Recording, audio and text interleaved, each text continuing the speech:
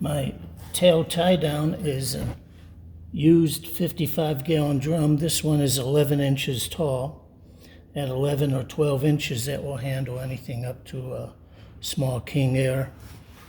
If you're only doing single-engine aircraft, small single-engine aircraft, 6 inches would be sufficient weight.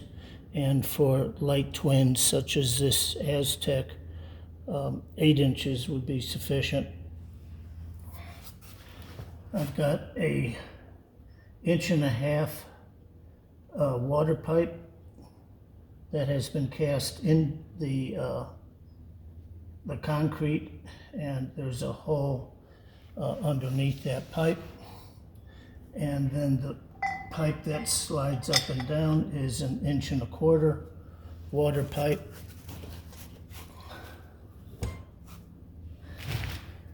After several years, I found that there are times when it's difficult to, especially at the larger airplane, to get the tail hook in the right position. So I added a winch so that I could pull it the tail down. This is also useful too if you're just going to change a nose wheel tire. You could anchor the tail hook on the airplane and then winch it down so that you'll be winching the nose up enough to remove the front tire or to work on the nose gear. But in this case, we pull this up, and then I've got some pins with ball detents that fit into the hole. And then we just simply, and the pins, by the way, are anchored so that I don't lose them. And then we could very easily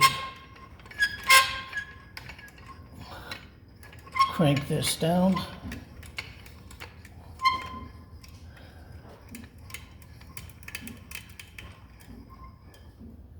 I don't know if you could see, but I have little marks next to each of these holes.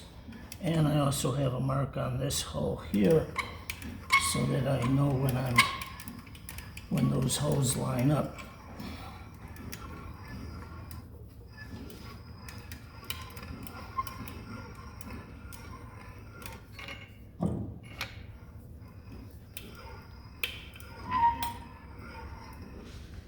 Okay, I believe they line up now.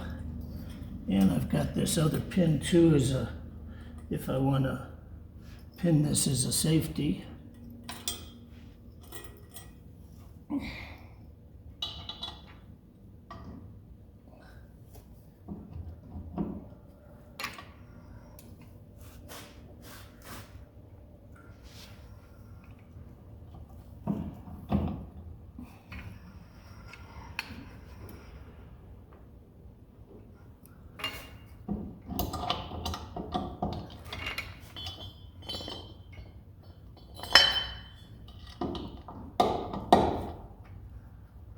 Okay, and I got that pinned in place. I also have a shorter pipe that goes into the tube for aircraft that are lower to the ground. And I can also anchor aircraft directly to this outer pipe down here. I also added an eye bolt to the tail tie down so that I can tow it around at the airport to other hangars. Underneath the 55-gallon drum, I have 3 4-inch casters. When I'm trying to move the hole down, it sometimes tips over. So I would recommend using 4 casters instead of 3 casters.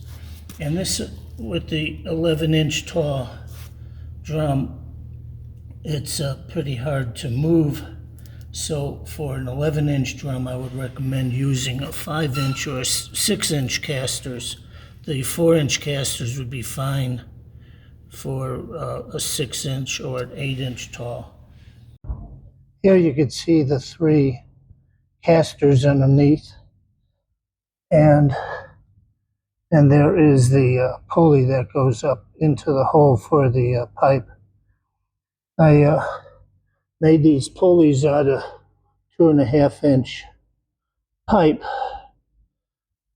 instead of using smaller pulleys, so that it's a whole lot easier to put the cable back in place if it slips off of the pulley. At the end of the cable, I have swedged a loop, and to anchor that loop into the pipe, I have taken a 5/16 24 fine bolt and cut it to the same diameter as the outside diameter of the pipe. Cut the threads down shorter, and at the end I've sawed in a slot. In the pipe I drilled a 5/16 hole. On the other side I threaded it for 5/16 24. So to anchor the cable, I slide the cable into the pipe, look inside the hole for the loop, slide the bolt through, make sure the bolt is in the loop, and then use a screwdriver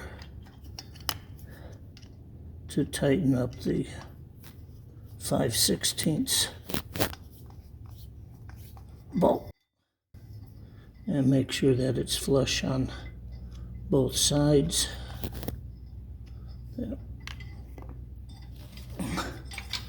And then it will fit inside the pipe. Here you can see, as I let out enough cable to pull the pipe out, that the cable has come off of my pulley. If I used a small pulley, it would be a bigger problem to get it back on, especially the one that's all the way underneath. But here,